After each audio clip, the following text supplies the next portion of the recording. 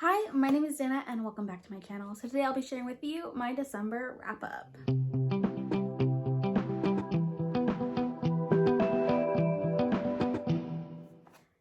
So the month of December was kind of a weird month of reading for me. I feel like I started the month really strong and then like teetered on out, but it's a new month. I'm ready to share what I actually read with you. And let's get into it. So in the month of December, I read 23 books. I would say the vast majority were novella lengths. Of my star ratings. So 2 books I actually DNF'd, which I don't really do all that much, but I did. And it was both during the Romance Takeover readathon, so I don't know, I feel like that vlog, or did I have 2 vlogs? Or just one? I wasn't feeling great reading wise, so obviously that'll be linked down below. And then I had 0 1-star ratings and only 3 2-stars, 5 3 stars, and a whopping 13 4-star books. So I'm really happy with that, and I had 2 5-stars. So overall, I feel like I vastly enjoyed what I did read, so that's really good. So let's dive into the books that I did DNF. So the first book that I started in the month, I DNF'd, and that was Julia London's The Princess Plan. I started this because I had the audiobook was on Scribd. This is like a fake country, and there's some kind of scandal. The prince is in London, and the prince is found murdered, and everyone is abuzz about it. No, so the personal secretary of the prince is found murdered, and everyone is abuzz. I just found the main character to be really annoying in the first 50 pages. The writing style just was very telly and not showy. And just the audiobook was a little annoying because the like fake country had like an accent, but the descriptions weren't, and it was also set in London and not this fake country. And the whole, like, I say first chapter was a big info dump via a letter, so I just wasn't into it. I'm going to unhaul this ASAP.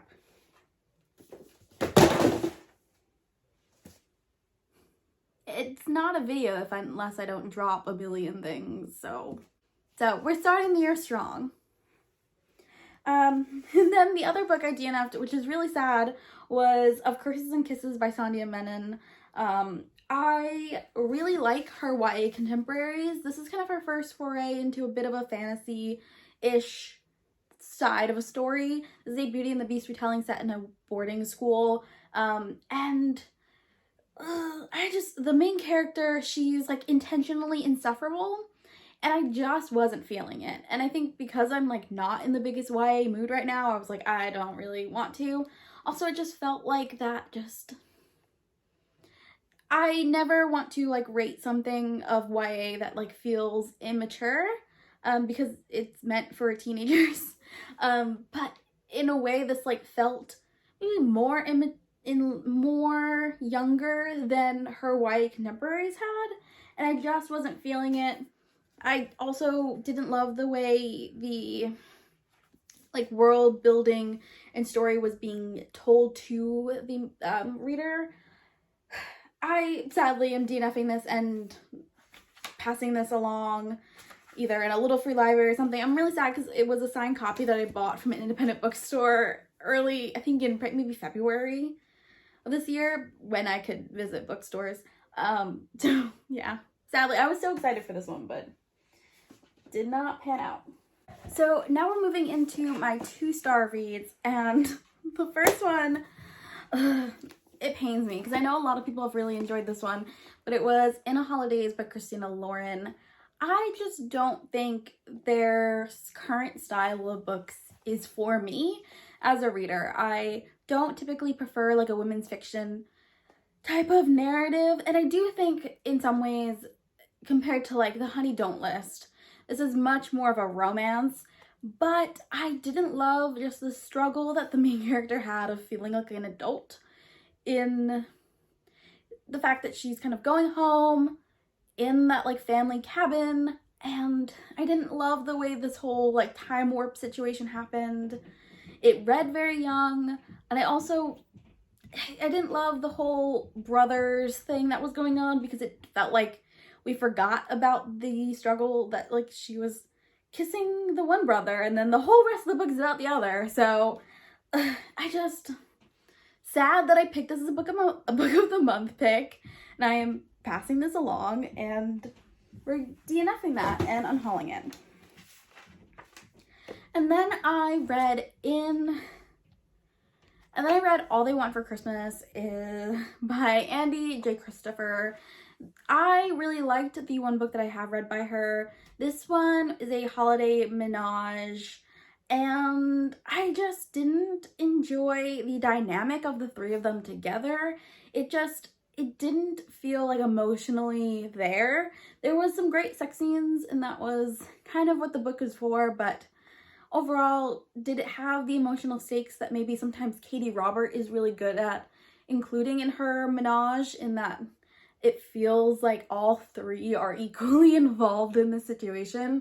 This one had a developed, it was an ex couple that got together, and then a couple, like the two guys were almost in a relationship, and it felt like she was just a kind of a third wheel in it, and I wasn't into it.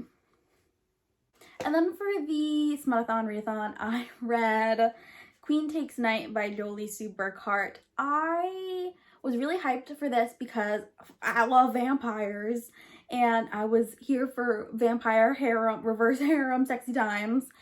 And while it does have that in moments, it also had a lot of just like stupid mythology that I was not behind. It felt so long for a book that like, just get me to the goddamn vampire fucking sex was all I wanted, and there wasn't enough of it. Okay, so now moving on to 3-star reads. It took me like a whole damn month to reread The Duke and I by Julia Quinn, and I gave it 3 stars. I think this book is very readable, and I understand why it has such a following. I need to reread The Viscount Who Loved Me and the rest of the series, but I had a lot of issues with the plot and pacing of this book, and as well as the consent of it all. But everyone's talked the hell out of this. I've talked about it, had a whole reading vlog about it. It took me so damn long to finish it, but there it is. And then I read, finally, Merry Inkmas by Talia Hibbert. I've always wanted to read this and I never did. This was really fun. So the main character is a barista, and then she gets fired from her job, and she meets she'd met this guy who's was always coming in for coffees, but apparently also never really drank them because he didn't like lattes, just because he thought she was cute. He ends up giving her a job at his tattoo parlor. She goes home with him for Christmas. There was a lot of character in this novella, and I don't know, I think pacing wise it just didn't do it for me.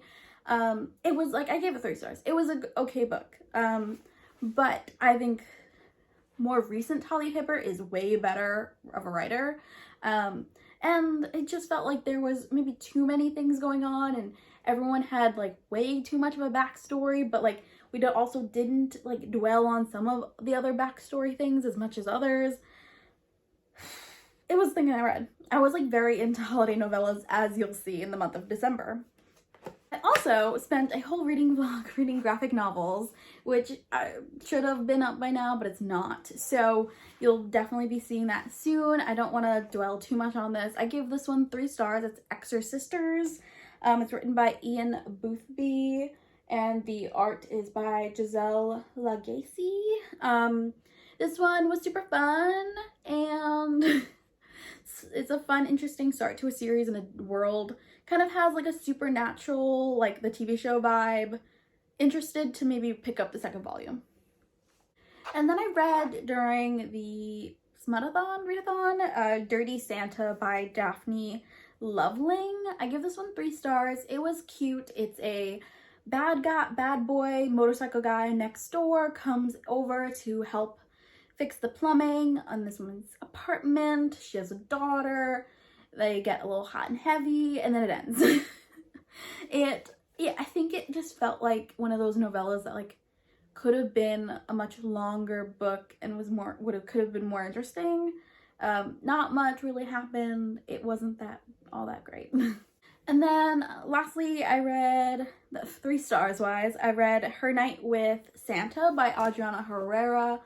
This is a lesbian, or were they bisexual? I don't remember, but it was 2 female characters.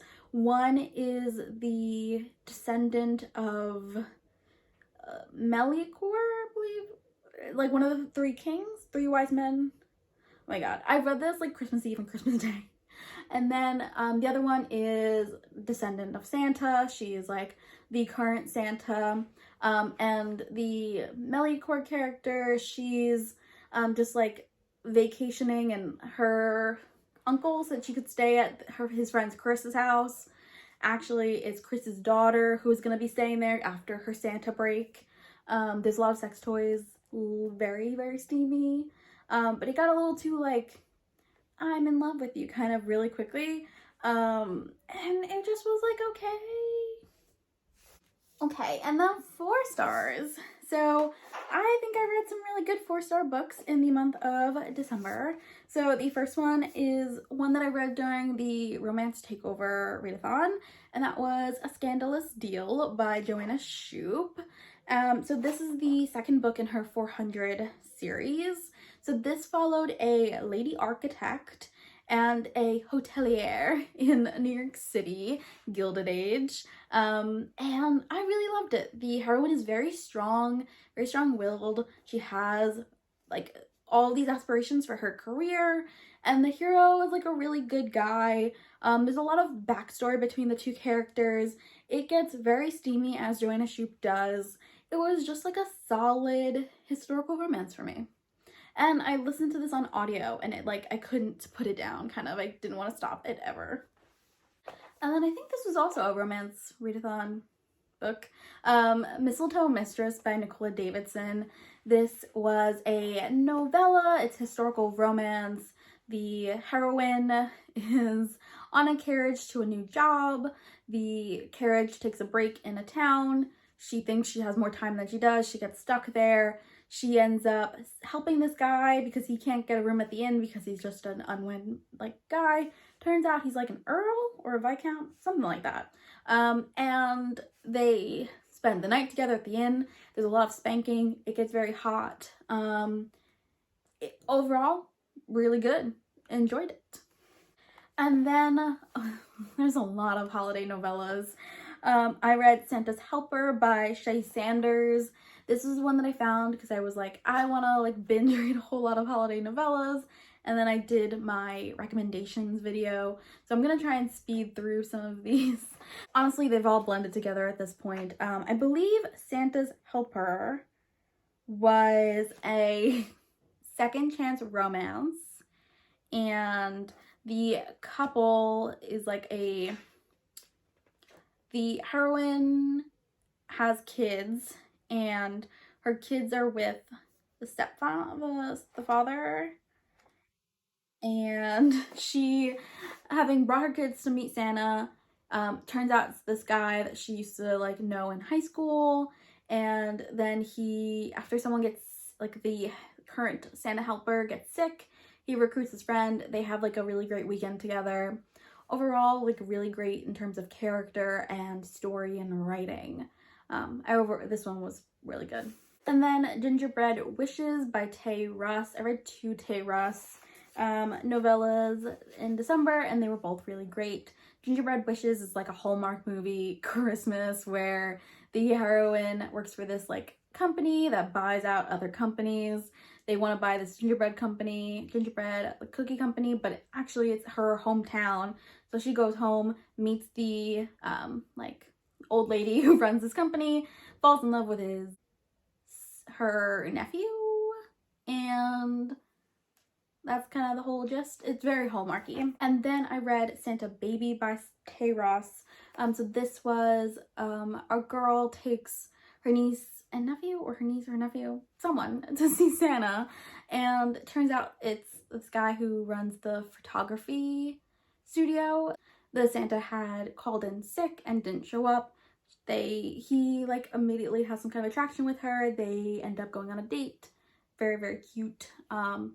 Both of hers were just like adorable. And then I read The Cup for Christmas by Phyllis Bourne. This one was like 27 pages.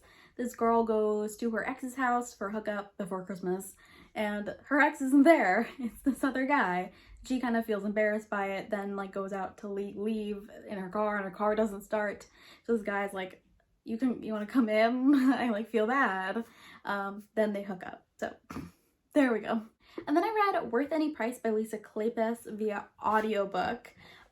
This is the third book in her Bow Street Runner series, I believe. I read Lady Sophia's Lover in August, whenever the historical romance weekend edition was, and I really enjoyed that one. So when I picked this up, I was looking for like a steamy historical romance, and this one does not disappoint. So this follows Nick Gentry. He kind of was like known as a bad dude, but now he's on the right side of the law, and he is helping this girl, Charlotte. He was supposed to be finding her with this guy, ends up marrying her instead to like save her, and he falls in love. She really is like this sweet, naive girl, and it's just really great with his sexual proclivities. He has a really dark, tortured backstory. I just really felt like this was a solid book. Definitely more on the steamy side of historical romance for Lisa Kleypas. Definitely has like its dark emotional moments. And yeah, this one was really good. Then for the graphic novel reading vlog I did, that will be coming out soon, I read Shuri Volume 1. This is by Nnedi Okorafor. I really want to read more Marvel, and Shuri was a fun place to start. I really like that this one weaves in characters and stuff that are from other comics, but does it in a way that like you don't really have to have read anything else. So it was a great like intro into Marvel for me. I've only read a little bit, and I really liked Shuri as a character. She's, it felt like the Shuri from the movies. But this is also like not the movie MCU kind of thing. But yeah, I really enjoyed this. And then for Smutathon, I read The Roommate by Brandy Bush. So this is an erotic novella where this girl goes home with her roommate from college and ends up getting it on with the roommate's parents. I, from that premise, thought this was gonna be like just a bang bang bang kind of thing, but ooh, Brandy Bush knows how to write some tension. The tension, the build up to the actual sex scene is insane and so good. It's not really happy for now or anything like that. It's more erotic romance, but oh boy, was this steamy. And then for Smutathon, I read By the Hour by Ronnie Lauren. So this is oh my god, what? This book was like a lot. So this follows a psychiatrist at a like therapy rehabilitation like medical center, and she is kind of known as like a cold bitch, and at a party for her like ex hookup guy's girlfriend or fiance, she ends up starting a thing with this guy who is like a sexual surrogate in the like sex therapy wing. She basically like insulted him before and called him a prostitute. Little does she know he actually was a prostitute for a long time.